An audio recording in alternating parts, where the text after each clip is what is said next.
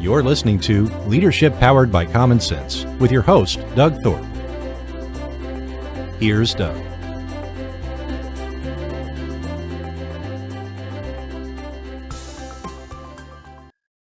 Well, hello again, everyone. You're listening to Leadership Powered by Common Sense. I'm your host, Doug Thorpe, and today we're going to have a journey talking about nothing but leadership.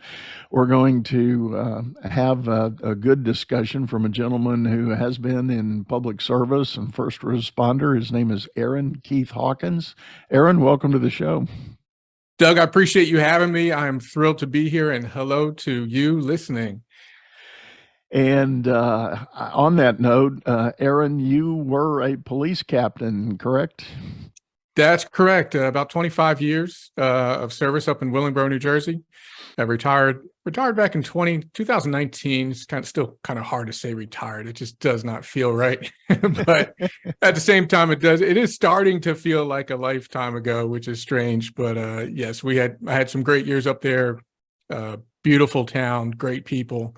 And I loved. I won't go as far as to say I loved every minute of it because it had its moments. But I'm extremely grateful for the opportunities I had up there, and more importantly, the lessons that I learned that nowadays in my second career, if you will, I have the opportunity to share a lot and share. Sometimes it feels like I'm mostly sharing mistakes, but it is a fun journey for sure. Yeah. What took you into law enforcement? You know, that's a great question. I growing up, I was not one of those kids that, the cliches. And when I grew up, I wanted to be a doctor, fireman, policeman. That really wasn't me.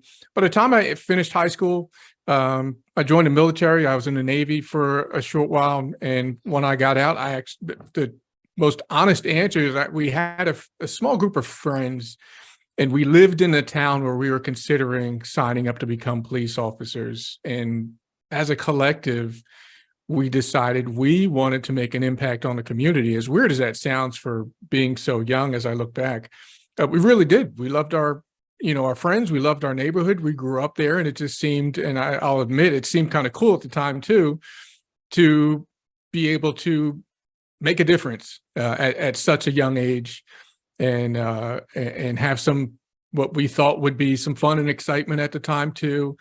And just be able to stay near home and create a career out of it. And a couple of us did. And, the rest is history. Well, I'm always, I include you guys in the statement. Thank you for your service. And for you, it's got a double-edged sword. You're in the Navy and you're a first responder police officer. So thank you in both cases. You're more than welcome. I'm grateful to be able to be a part of whatever little difference I did make. So you stuck with it though, and rose the ranks, made it to captain. So what is the leadership journey like in law enforcement? Yeah, that's a phenomenal question. I've been asked that before, and the most interesting times I've been asked that is with people from other countries. Part of my journey later on, after I think I just made lieutenant, and I got nominated and selected to go to the FBI Academy in Quantico. So for those that don't know, it is not the FBI Academy like Silence of the Lambs where you become an FBI agent. The FBI National Academy is a program. It's about 3 months long. And it's for hand-selected, nominated individuals that are already law enforcement executives around the world. So normally, most of the classes are about 200 plus executives from, in my case, I think we had maybe 23, 24 different countries. And that question, what is the journey like, is in law enforcement, the leadership journey, it's definitely different in every agency. There's, I believe, over 52,000 individual law enforcement agencies around the country, and everyone has their own individual cultures, et cetera, which is a totally different topic, which is why I think it's so hard to answer the question about making culture changes in law enforcement, because everyone's, to a certain extent, is in their own silos. But for me, that journey was interesting because the first 4 years of my career, after 4 years, I had the first opportunity to take a promotional exam, which in New Jersey, in our agency, it's controlled by the state. So we were considered a civil service agency. So Willingboro, the township, we can't pick and choose who we promote. There's a testing process. The state administers it. I took that test, and long story short, I got passed over about four times over the course of 9 years. Passed over, and it was frustrating because, in my mind, on paper, I had been doing everything right. I was on the SWAT team. I was a firearms instructor. I was a training officer. So I was checking all the boxes that would lead someone to think, oh, this person's doing it right. He's eligible for promotion. And I say objectively, the people I was getting passed over for, in my mind, I didn't think it was fair. But I'm so glad it happened, because it made me reflect on myself and get honest about who I was being, in terms of, why did I think that I had the audacity to say that I should be the person that has the responsible charge of being a leader for a group of individuals. And the truth is, for me, I truly believe the reason my journey took so long to get started and then went a lot faster when it did get started is because, and I don't mean to be metaphorical when I say this, but I really believe that somehow people, your community, however you want to put it, God, the universe, everyone knows when you're kind of just coasting. And I was just coasting. And what I mean by coasting was not that I was lazy or anything like that, but I was only doing what was comfortable for me. So I wasn't pushing. And I truly believe for leaders to be the most effective that they can be, it is so essential for people who are leaders or aspiring to be those individuals that are constantly pushing their own envelope, meaning whatever you're good at, how much better can you get at it? Are you celebrating how great you are and saying, look at me? Or are you keeping your head to the grindstone, so to speak, and constantly looking for ways to improve incrementally over time and expand the areas where you are excelling in your competency? So to keep this short, prior to my leadership journey starting, I wasn't doing that. And once I kind of made the shift, which is another story, I kind of had a moment, a brush with mortality, if you will, that really forced me to self-reflect. And once I did that, I went from sergeant to lieutenant and then captain over a very short span of time, not because I became awesome. I just changed the way I was thinking and the way I was doing things. And the world, if you will, took notice, and I really started getting different results once I did. It sounds like, what you're describing is exactly the thing that I call simply, how do you show up? Yeah, absolutely. It's, if you show up as the guy that is fulfilling the job description, but not much else. That is going to be obvious to those around you, those up the chain, those around you, your peer group, et cetera. They're going to know. They just know. Yeah. And you're right to really assume that role of leadership. It does involve the commitment to be something else and yes, show up in a much different way, much more intentional, much more driven. And I like what you said. You started getting there and doing that, but it wasn't in a self-aggrandizing way. Hey, look at me, how great I am. It was just that internal shift of focus and commitment. Yes. Yeah, you're absolutely right. It was a matter of it's almost a contrast of humility, but demanding to be better. Like, I know I can be better, but at the same time, I'm humble. I don't demand to be better because I have this, I'm so excellent, but we can strive towards excellence. And do so with class, with dignity, with respect for others, being at the forefront of all that, and not being better for the sake of our own accolades, but being better for the sake of how we can make a better impact for our team's community, organization, whatever the context is for for you, the listener, showing up and becoming better at what you do so that you can impact the people that are counting on you to be the best that you can and make the most changes, the best changes that you can make for them. Yeah.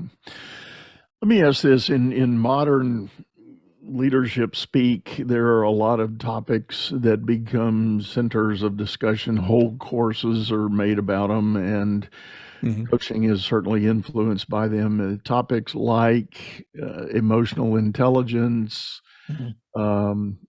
empathetic listening, being authentic as a leader, all of those things that arguably on paper, they feel kind of fuzzy, so it's, some people even shun it because when you start talking about it, they immediately, they have this barrier that goes up that says, I don't understand fuzzy leadership. I want specifics. And, my limited understanding of law enforcement is, I draw an analogy with my own experience in the military.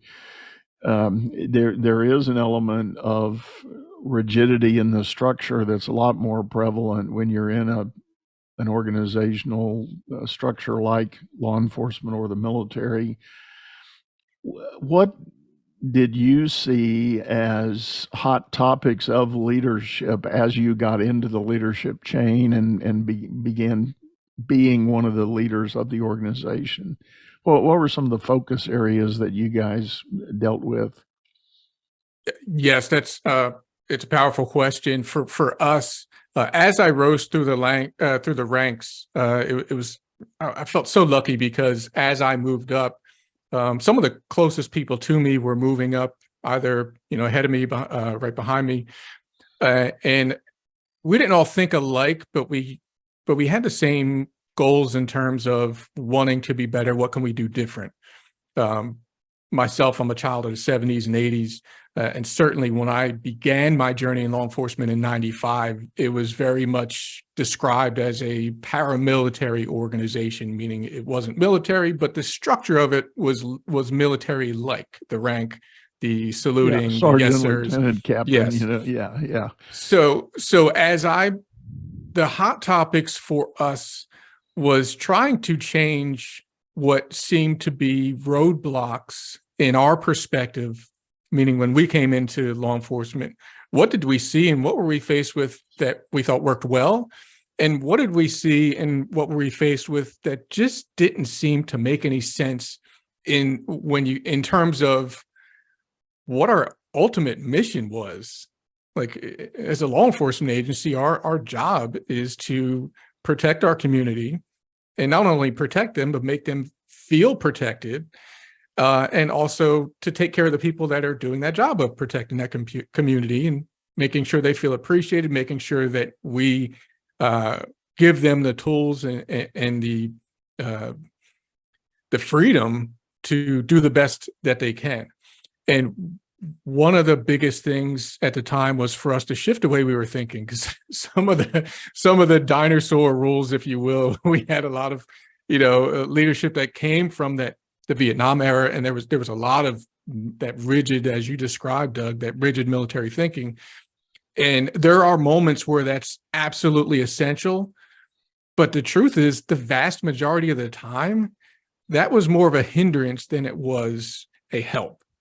So, and I'll speak a short example of that is I spent 15 years on our SWAT team, tactical team. Well, if we're being shot at, or if there's a hostage situation, there's not a lot of time for everybody to hold hands and sit around and, let's be democratic about this. And what do you think? Hey guys, what do you think we should do next?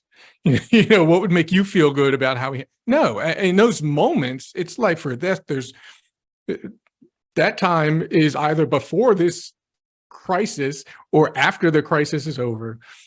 So there's context to this, but to answer the question directly, we knew we needed to change the way we handled our rigidity.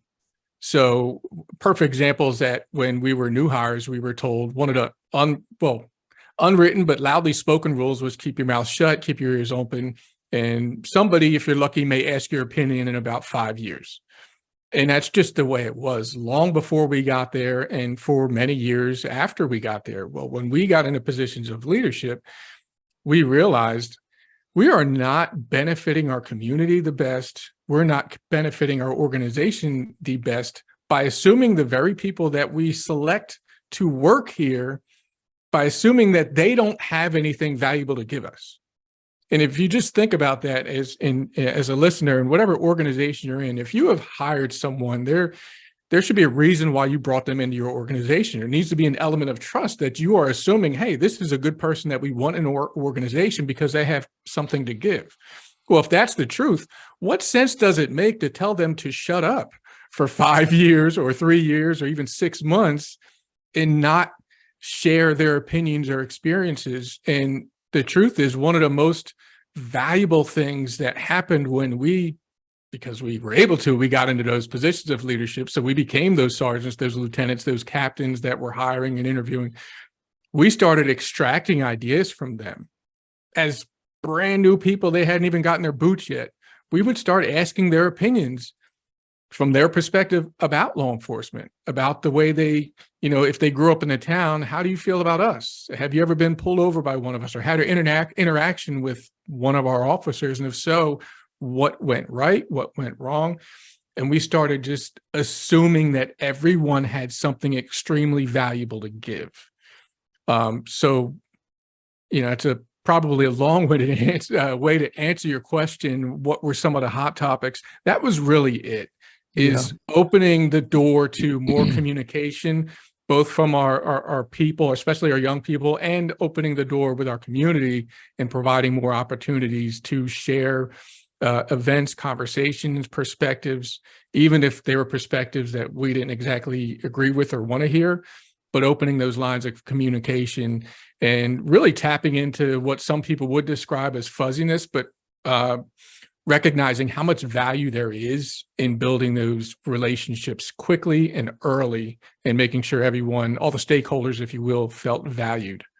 I love that. And there's another dimension to what you were describing there that I think is valuable, and I want to highlight it here for people. You're describing the kind of the peer group you were in and your collective climb the ladder and advancement on the promotion chain. Mm-hmm. And when you got in the position of authority as a group, you started wanting to make these kinds of changes. And when you were saying that, it reminded me of a situation I was in a number of years ago. One of the large oil and gas companies I was doing some work with, I was at a team level meeting. The organization had gone through a pretty major reorg, and this team was somewhat newly constituted. And the team leader had a brilliant statement, I thought. He got the group together and he said, "Hey guys, I want to, before we kick off, I want to set a frame of reference." He said, "Remember in your career how you used to always say they do this and they did that, and meaning we're pointing up the chain to the people above us?" Yes. He said, "Guess what? We are them." I'm laughing because I've had those exact conversations. Like, we're those leaders that we couldn't stand. And honestly, it was, yes, we became those leaders, but that truly, and I mean this authentically, we really didn't want to be those people. And not to disparage the people that came ahead of us, but there were a lot of, just really ingrained habitual structures that almost went unnoticed, or it was almost taboo to even speak about, but we wanted to change those things because we knew how we felt. We knew how many ideas we had, stuff we would talk about, me and my buddies on the weekends when we had no rank.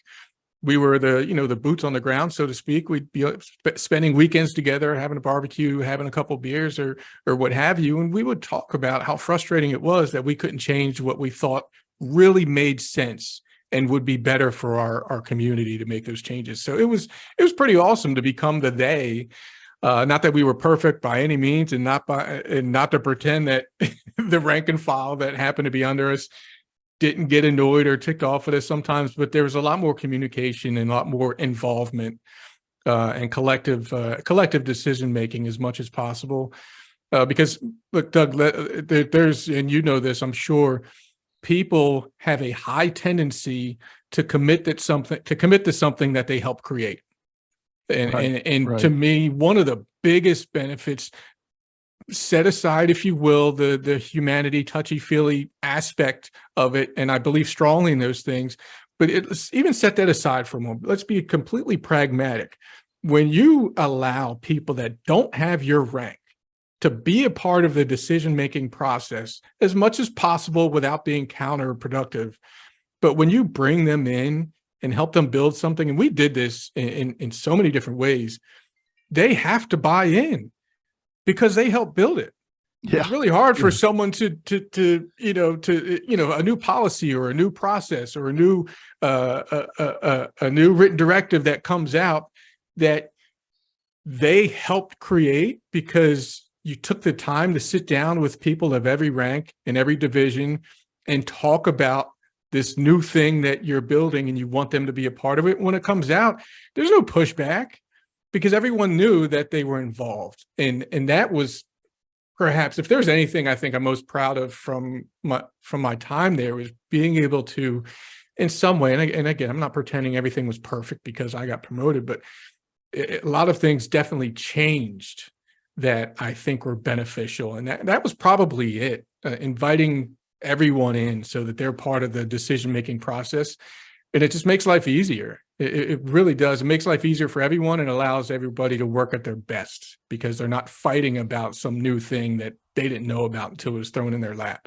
Right. I agree with you. Having that buy-in and that participation in the creation of the direction that you're going is so critically important, and you touch on a really key element of that. It's human nature. How are you going to contradict that if you just help build it? Yeah, it's the truth. that does not compute, and as the old show said. Business is all about solving complex problems as fast as you can create them.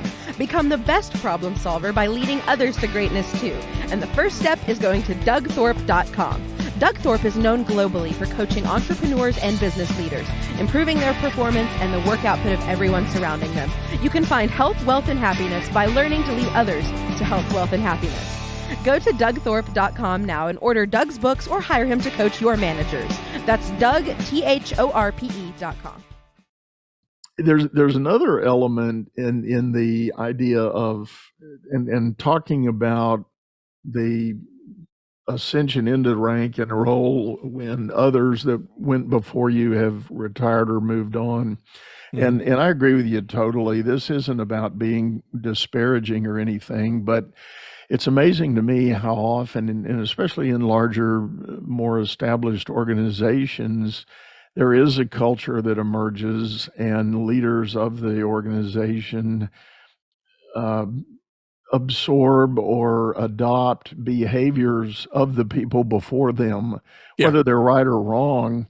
There's kind of this subconscious, well, it worked for them, I guess that's going to work for me. So now that it's my turn, that's the way I will operate and that's the way I will be. And it takes a bold group on the rung to say, yeah, that might have been the way it was, but that doesn't make sense anymore. I mean, we need to be different. We need to do something different. We need to create our own identity for the good of this organization. Absolutely. We had a saying, believe it or not, it was one of the, it was one of the older leaders that had been there.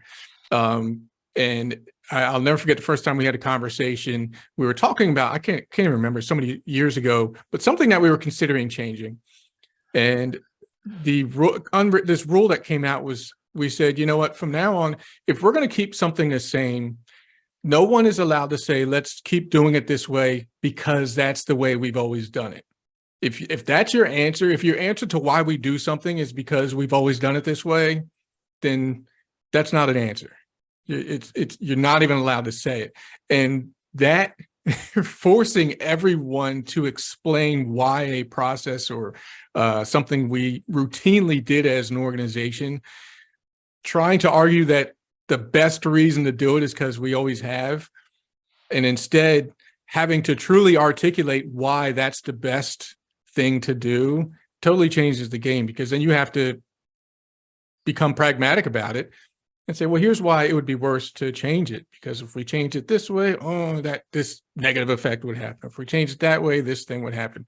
Even down to the hiring process, or in our interview processes, there were years when the interview process was very rigid, very, the interviewers looking down upon the interviewee, and it was almost like this intentional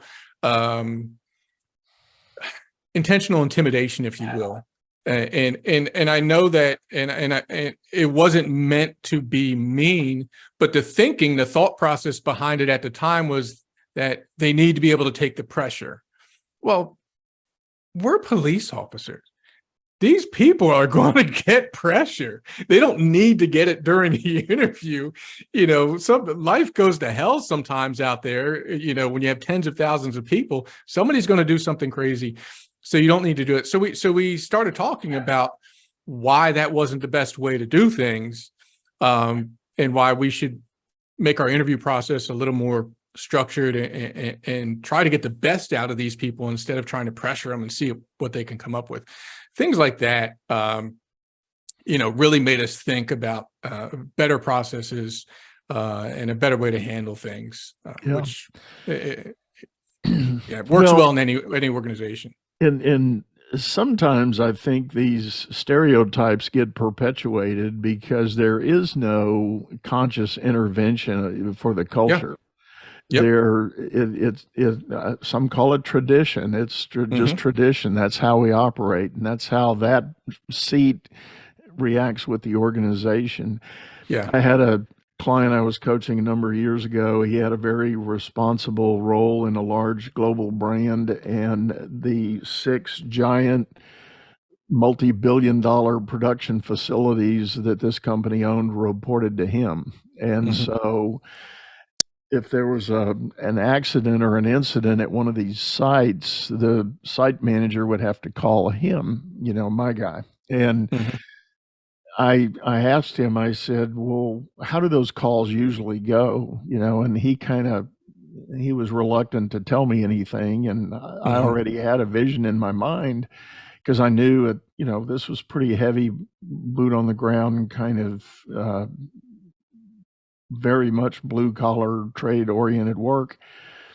I said, well, I finally just said, do you just jump all over these guys when they call in the fact that there's been an accident? And, do you take a pound of flesh when they call? And he kind of sheepishly said, yeah.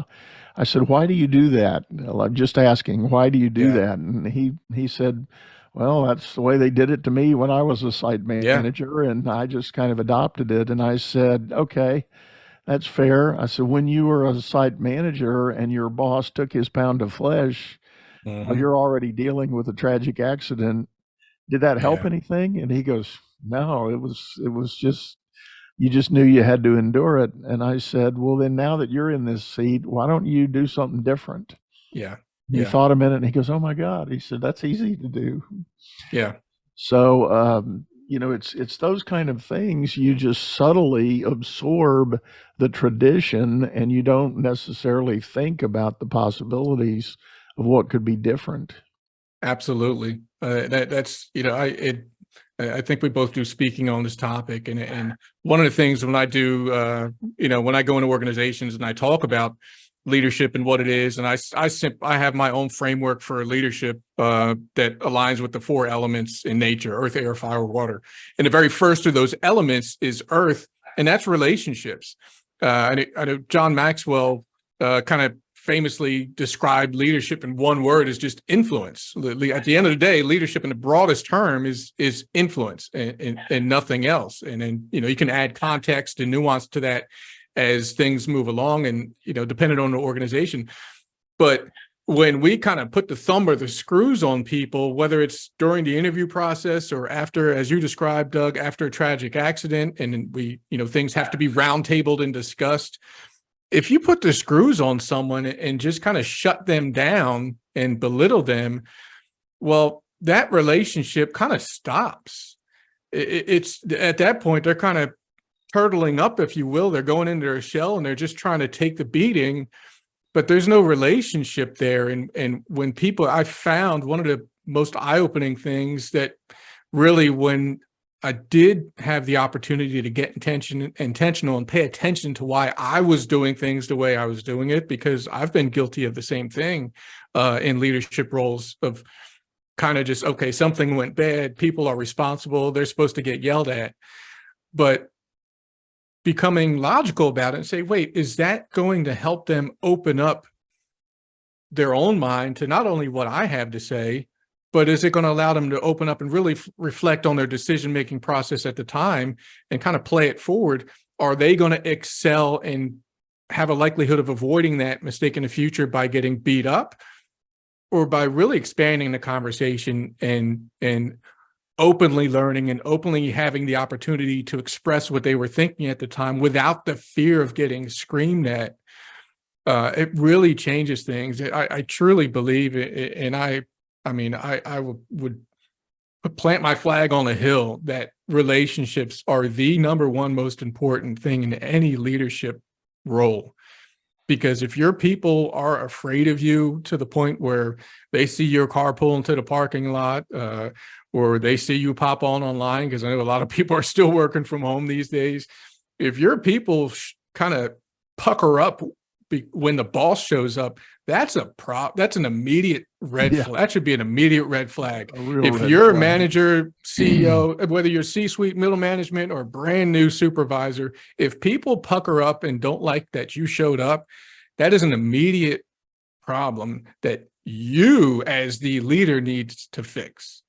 And if there's anything I think I did right early on is, I tend to be a naturally easygoing guy, so it's relatively easy for me to build relationships, but prioritizing that, and as I moved up, kind of urging the people that were also supervisors, but they kind of answered to me, so to speak, kind of ingraining that into them. It's one of the most, man, you talk about valuable. You want to really change the way your organization works, the way your people respond to you. Make them feel safe. I dare you. Make them feel completely safe to come to you with anything and feel connected to you, and constantly remind them how valuable they are, not just because they hit some sales quota or because they failed to miss a sales quota. Just honor and respect them as an individual every day as a matter of routine, not because you have to be best buddies and cook burgers together, but because you respect them as a person, regardless of their rank. That, I guarantee you, that alone will completely change the way people respond to your leadership, is knowing that you actually care about them as an individual and want to hear what they have to say. Right. That's a game changer. Right. Yeah, I'm thankful for a teaching that I had absorbed many years ago, and I'm not even sure who put this in me, but I had a mantra in my organizational roles. I was working in a large regional bank. I had a division of about 300 people, and my mantra was, I will listen to anything, but I don't want surprises. Yeah. And people figured out, quickly what that meant. And I was very quick if somebody brought me a pretty serious problem, or even a admission that they had goofed on a transaction, or created a fail. Yeah.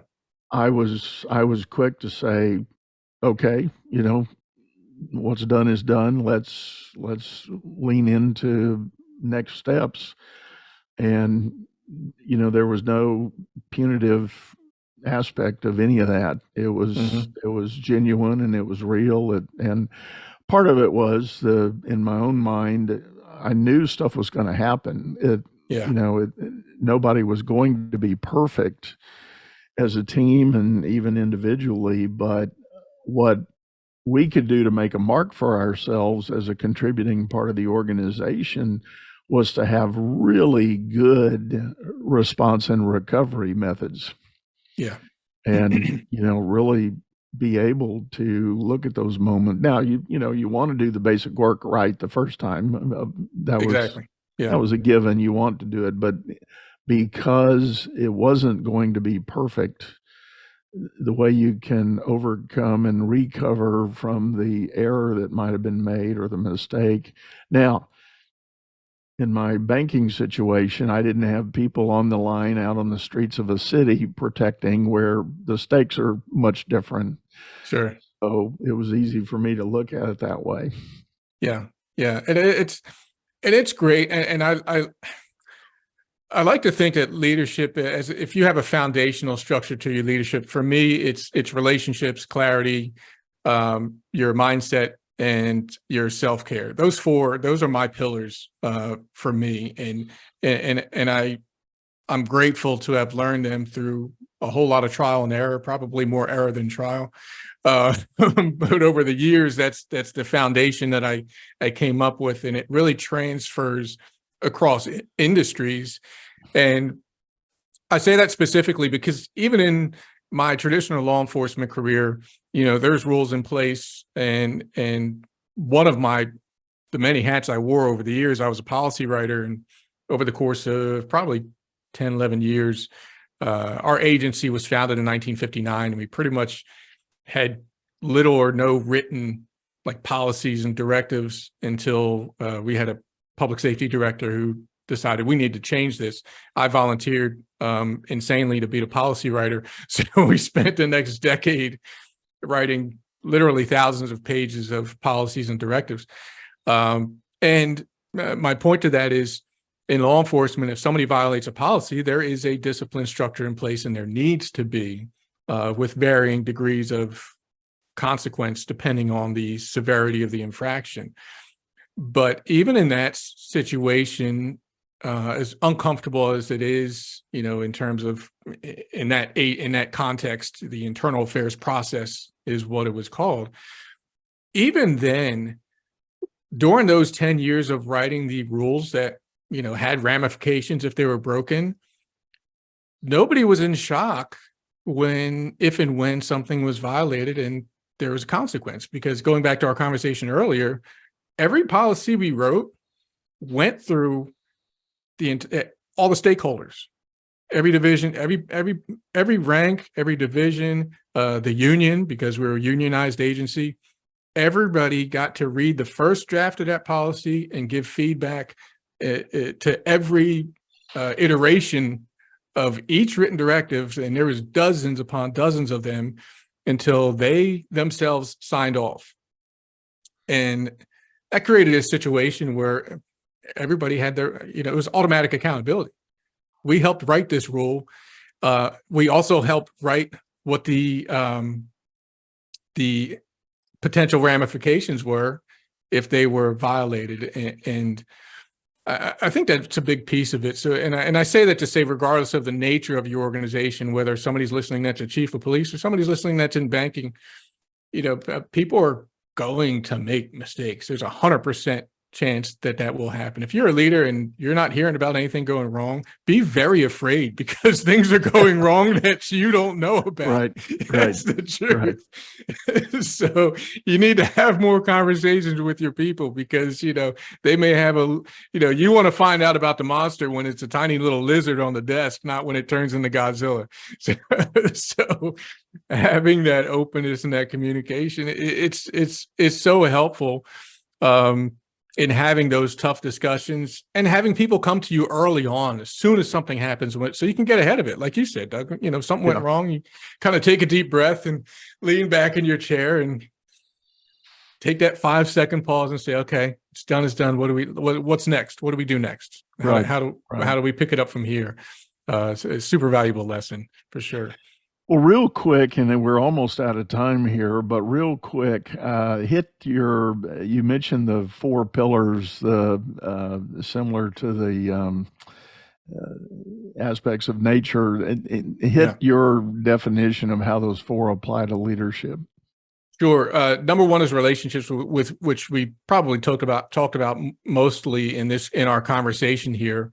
Having relationships with people, and usually one of the biggest pushbacks I get is I don't have time to make relationships because there's just too many people that I'm responsible for. I get it. I had 120-ish people under my span of authority, if you will, when I was working. But when you're interacting with people, making them feel safe, connected, and know that they matter, that spreads. So whether you have a team of 5 that you can build relationships with one-on-one, or you have a team of 5,000 that you're just building a reputation for your relationships, doesn't matter. It works the same either way. You need to have the intention of being a relationship builder. That's earth. The air is just clarity about who you are, what you stand for, your values. To get into specifics, who do you serve? What do you believe about yourself and your business? And the biggest importance for me, and was especially true in law enforcement, what's the experience like to interact with your organization and with the individuals in your organization? Everyone that, I don't care where you work as you're listening or what kind of organization you're in, everybody in your organization should have a clear picture of what the experience is to interact with them as representatives of your agency. And if you as a leader have not communicated with them routinely about what it should be like to interact with you as a member of that organization, that's something you need to get on right away. Mindset is more of is about resilience, just your way of thinking. For me, it's about responsibility, standards, reflecting on kind of comparing yourself in situations and asking yourself the question, what can I do in this situation as I face this dumpster fire, so to speak, when those problems arise? Asking yourself, if I could not get this wrong, what would I do? And it puts you really in that creation mindset. And then lastly is self-care. That's water. So earth is relationships, air is clarity, fire is that mindset. That's the fuel to keep you going. And water, we don't live if we don't have water. And if we don't take care of ourselves, there's no way we can show up correctly for the people we serve, for our organization, and even for our friends and family if we don't take care of ourselves. Self-care is something I really push when I do keynotes or trainings, because it's by far the most neglected of these. There's lots of people that fortunately have great relationships with their people, have a lot of clarity about what they do in their business. A lot of people these days are really intentional about mindset and, self-development, whatever you want to call it. But somehow, some way, as I interact with people regularly, it seems that priority of, and I'm not talking about bath bombs and pedicures in terms of self-care. I'm talking about really taking time to make sure you're well rested, you're spending time with family, friends, children, you're eating well, you're being as active as you can to keep your body and mind rested, because I know and I see on a regular basis a lot of people just constantly with their foot on the gas, feeling like they have some obligation to be this robot, this inhuman machine that just keeps going and doesn't have time to take a break and decompress and actually be an individual. Yeah. With the exception of Saturday, Sunday, or the 1 or 2 vacations they get during the year.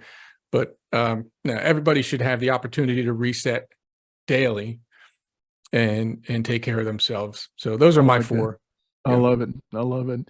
Well, Aaron, thank you so much for sitting in with us. Tell the folks the best way to get a hold of you if they're interested in learning more or having you keynote somewhere.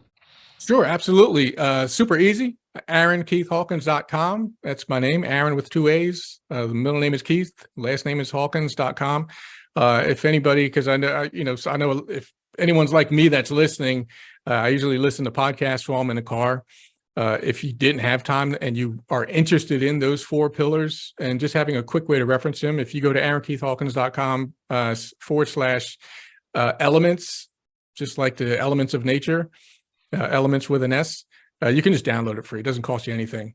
And you can just tuck it away in one of your files, reference it, and see if it resonates with you, see how it resonates for you and your organization. And certainly if somebody wants me to come in and speak, has an event coming up, right on my website, there's a spot to click and you can just tell me about your event, see if our calendars align. I'd be happy to serve you. Well, that's great. And as always, folks, we're going to have that information in the description of the show here, drop down in the show notes, and we'll have all those links ready for you. You can hop over, take a look at what Aaron's got to offer there. And one last time, Aaron, thanks, man, for sitting in. And again, thank you for all the great work you do and once upon a time did. I appreciate you, Doug. I'm grateful to be here, and thank you, listeners. And make sure you're subscribed to Doug's show if you're not already. Don't let this be a one-off. Good stuff here for sure. Well, I appreciate that. And with that, folks, I do want to remind everybody, if you're listening on your favorite streaming service, we do have a video of this show over on YouTube, channel by the same name, Leadership Powered by Common Sense. Hop over there, subscribe if you want. You'll get notices about everything. I've got a lot of information on my website to continue your learning and journey about being a better leader. I want to remind you of the phrase, the right word spoken at the right time from the right person can change a life. So that's what we as leaders are about. We do make those moments of influence for the people around us, and anything we can do to improve and change our game so that we show up as more effective leaders, that ought to be your number one challenge. So for now, we're going to sign off, say goodbye, and wish you the best. You've been listening to Leadership Powered by Common Sense, hosted by Doug Thorpe. If you would like to know more about the coaching and advisory services he provides, visit dougthorpe.com.